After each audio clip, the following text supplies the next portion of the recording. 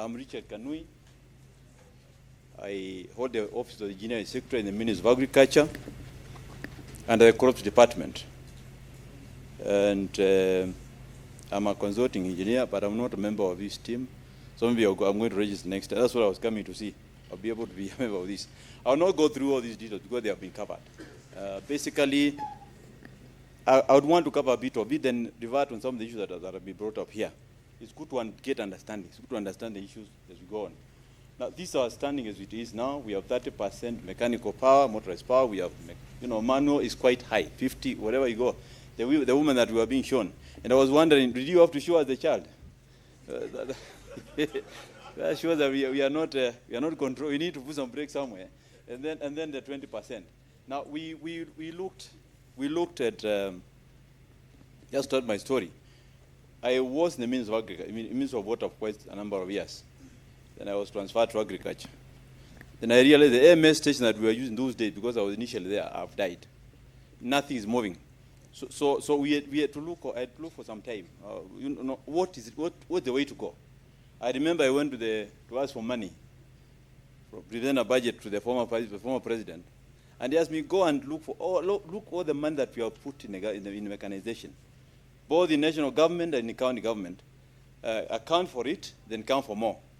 I did not get anything, so I never went when I'm happy retired because I would have been sacked. So the issues are here. We realize that we don't have a working document. We don't have legal status. We have a few things that we call borrowed from various legislations. So we cannot even look for a budget because we are not anywhere. We benchmarked actually in various countries that have succeeded, and realized one thing that Professor said, that for you to be industrial, you must be mechanized. That's what we see. We went to India. We did not go. We were just looking at the case studies here. Went to India. We looked at Japan itself, which has small farms. We looked at China. We looked at many countries that are mechanized, that are industrial, and we realized that you need to industrialize. So these are the benefits. I think I don't go through them. So we started looking at the policy that there was a draft that was done in 2017. It did not go to completion, but it did not involve the devolved system. So we had to work on it and work on and really bring it up. When we were doing the policy, Chair, we involved everybody. So it's not a document that I need to explain here. Whoever was ready to be involved, we involved. We involved academia, we involved researchers, we involved consultants, we involved everybody, the farmers, the county government, because these are documents, that's a procedure. The document has to go through all those procedures, and it has to be owned by everybody. And we wanted to hear their feeling. So there was no policy, there was not, so we cannot really initiate anything. We cannot initiate anything. And you don't have a framework to even work with stakeholders.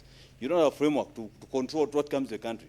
What you realize that most of the products that we get, even, let's say from China. China has very good machines. But when they come in, they find you have no standards. They just dump, and they're cheaper. We like cheaper things. We go for them. So we are saying, how do we help that? We need to validate all these equipment that comes to our country to be able to say, this is good for Rift Valley. You'll find the same tractor in Rift Valley, the same tractor in Ukambani, the same tractor, Massive Ferguson. So we are saying the same equipment also. We are saying, can we be able to work on this equipment and validate them? Good enough. We have 10 validation centers. The ATDCs that were there from a long time, they were neglected. We are doing to come up so that they can be validation centers for our region, because they are placed strategically in all the regions, the ecological zones. So these are the challenges. So the political good, you can see the improved level of mechanization. That has been an issue. In fact, the current president asked why do we have always 25%, 25-30%? And I told him we have not invested. In mechanization is heavy. We need to invest. And what I need to correct also here, and something I've gone to public service to explain, mechanization is not a tractor. I've seen confusion even among engineers. Mechanization is not a tractor. We are looking at the value chain. The irrigation you use, the power you use, all these products, all these, that bring out that productivity, they are all mechanization. So the issue that we've been having is that when you go to anywhere, you are seen as a tractor. Oh, the engineers as a tractor. I want to say, I don't hate tractors. I hate people who look at the complete value chain. So basically, let's try to understand that if we are going to mechanize this country. So tractors are just some of them. Now we have the framework I will not go to, we are the framework that we're working on. When you look at our SDGs, the Vision 2030, and now the better, they all talk about mechanization. We are saying a free access to agricultural machinery and equipment. We realize that when we study our farmers are small, 80% of our farmers are small-scale farmers. They have a lot of say because they are the ones who vote. So 80% of those who voted for this, the UDA government are farmers, and they have a lot of say in that government. The big farmers don't even vote. They don't go to vote, and therefore the pressure comes from the small-scale farmers. So we have to look for a way of working with them. How do we help them? So we started from somewhere, and there are things we have recommended which have not worked well. The tax waiver for machinery. These are the recommendations that will come with the law. Of course, the policy is a document. It's a will. Then along with the policy, we are also moving the bill. The bill, they're actually all of them at the cabinet level. We hope from there will go to parliament. Then there will be law. We'll be able now to enact the issue of tax waiver on agricultural mechanization, which is there, but I hear it is creeping back. Loans, for agricultural equipment. By the way, we have worked on AFC. We realize the credit is very expensive for farmers. We have worked on AFC. It is giving credit. It is there. It has money. So don't. You are struggling to call it AFC Bank. It's AFC Corporation. It's now back to normal, and that's where we're recommending our farmers to go. We have Equity that has bank facility. We have Cooperative. We have all these banks. The only difference in Equity will be the interest is higher. So try to go to AFC and also be able to move forward. We're also looking for subsidies, and there are those things that we have done. I want to move faster so that I don't bore you. This presentation you said there will be now, so you can go through, because also you can go to our website. The Ministry of Agriculture, you will find the policy direction there, all of it, and all the status and where it is. You can also contribute. Now, one thing we looked at is the private sector, and we are looking at the sugar industry. I once worked the sugar industry. Butali is doing well. West Kenya is doing well. Kabras is doing well. All the other 5 factories, our factories are not doing well. The issue, and look details, when you bring politics of costing of what it is mechanization, that's a very heavy industry. If you don't look at the mechanization, and not just tractors, it is harvesting, transporting, milling, processing, and targeting other byproducts. By the way, if you have read about sugar industry in India, there were these problems that we are in today. But they targeted ethanol. Sugar became a byproduct. So it's very cheap. So we need to have to reorient our mind. But the problem is, when we have all these committees, listen, we are the governor of Kagame, I was not involved. So politicians came and said, and we know what. And if we say it is nonsense, it cannot work. We have to look at, let's be realistic. Let's mechanize our activities. And then we also came with we were looking at this is an issue I need to explain.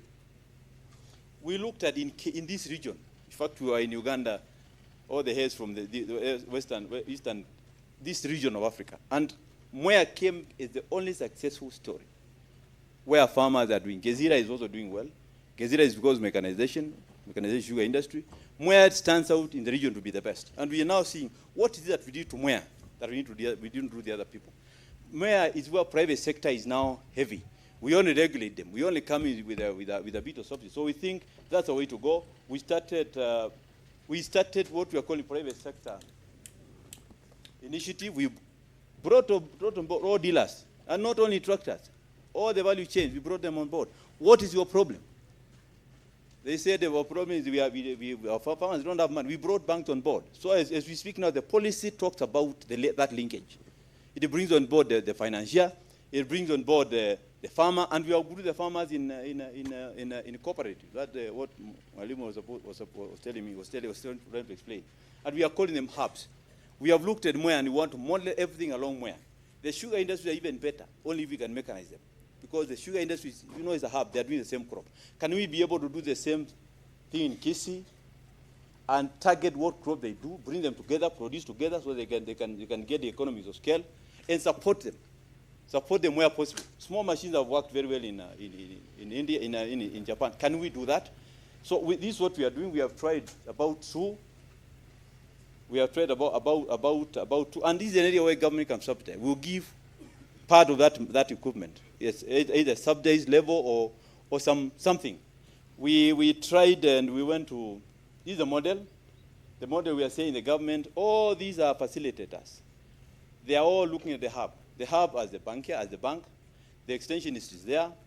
You know, the engineers and the service providers. We are saying service providers in Kenya are key. By the way, most of the farmers, all of the people who are doing mechanization now, you find they're very old tractors. They're still moving. That tells you there's money.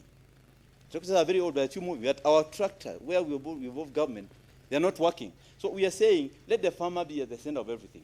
Let's support the farmers. And even in Central here, not in Central, in Rift Valley here, we have calculated and we have seen there's a lot of loss between harvesting and the unga you buy. That's where profit is. So we are saying, can we support the hubs? Can the farmers all be able to reach to that level that they can be able to mechanize? This is sometimes they're working very well in Japan. It's working very well in India now. It's working very well in Germany, where farmers have been empowered. They are doing everything. They are the key. They negotiate. You come with a tractor, you negotiate with the managers there. They also train themselves. Their sons are able to get employment. And we feel this is the best way to go. Because so long as you continue selling maize in bags, we will never make money. We may be able to make something small if we mechanize. But the key thing is, are you able to process that maize? Sell it as finished. And not only maize, sugar cane, everything. Let us target the complete value chain. We have looked at Bunyala. For example, we went to Bunyala. It's a good example. Bunyala is a rice growing area. And we looked at them. They were producing rice. It's a factory it's a cooperative that doing in the Bunyala scheme that doing well. They were taking their rice to Uganda to be milled. Then they bring it to Kenya to sell to Kisumu. And I was very embarrassed. After 60 years, na unatoka huko from having taught us all these years, you have to go to Uganda. Yeah. Where sasa utanipatia time. We just gave them, we said suppose we get into mechanization, just harvesting. We gave them 3 combined harvesters. Go to Bunyala now. Private sector is there. People are there now. You know, private sector come with their own. That's what we wanted to ignite, because the government cannot do business.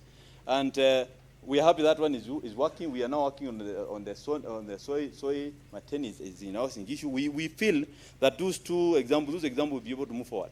Now the logo frame, I don't want to go through it. We have involved the private sector. We've worked with everything, and these are all the interventions that we think we'll be able to do. We feel that government cannot do business. In fact, my former governor, who is now a minister, a government secretary, he bought 150 tractors in Machakos 8 years ago. There is no single one. Yet the farmer, there's no single one working. Other than I saw one carrying takataka in Mololongo. All the farmers who bought their machinery long time ago, can be able to. So we are saying it supports the private sector to mechanize, really not the government. So the government will provide seed machinery, seed equipment to the hubs, and we should be able to go where? To go along. All through this document is there. We are talking about the human capacity. There is no institution, including university, that trains a plant operator for agriculture. That's what we have realized. You are plant operators, but not specifically for agriculture. So we also need to narrow to how do we train our people so that it is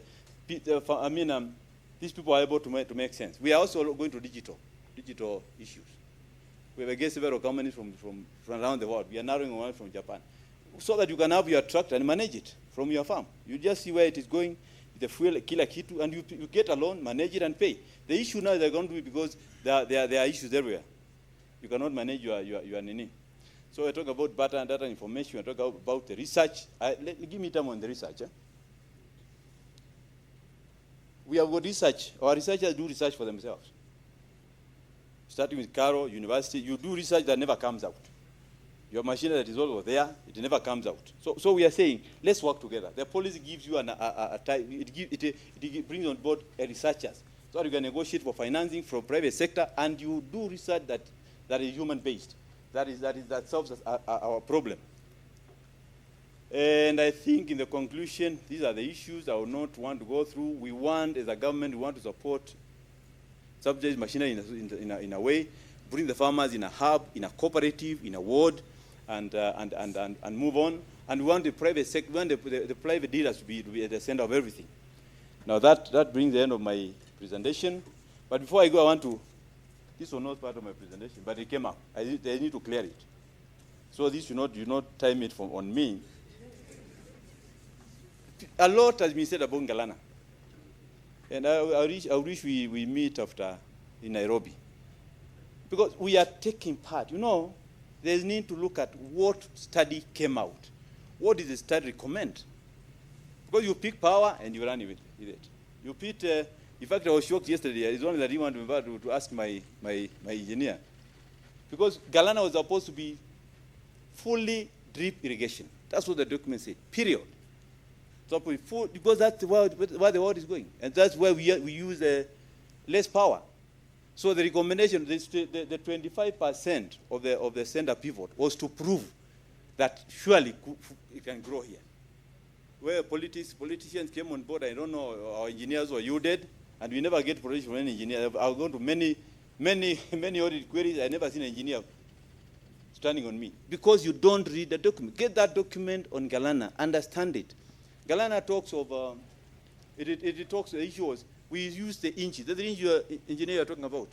The 3 inches we are supposed to for the time being. When we get solar power, we move them one to Garissa, the other one to Turkana. They are even designated areas where it's not hard to get power. So when I hear you condemning it, I don't understand, but get the document. The other thing is that there is a very good study on basing on the prices then. And we are seeing Galana can pay, the model farm could pay within 8 years or 6 years, which is not normal which is quite ambitious for an irrigation project. The thing was, you are to do 2 crops and an intermediate crop. It is possible. That's why we have mechanization. That has not happened. We're doing 1 crop, and so let's read this document. Let's understand it, so that as we comment, we will have an issue. Now, I'm coming to my last issue.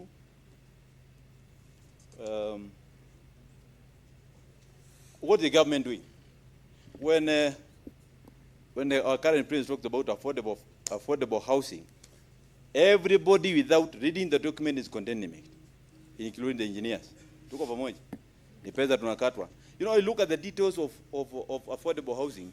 Affordable housing goes up to world level.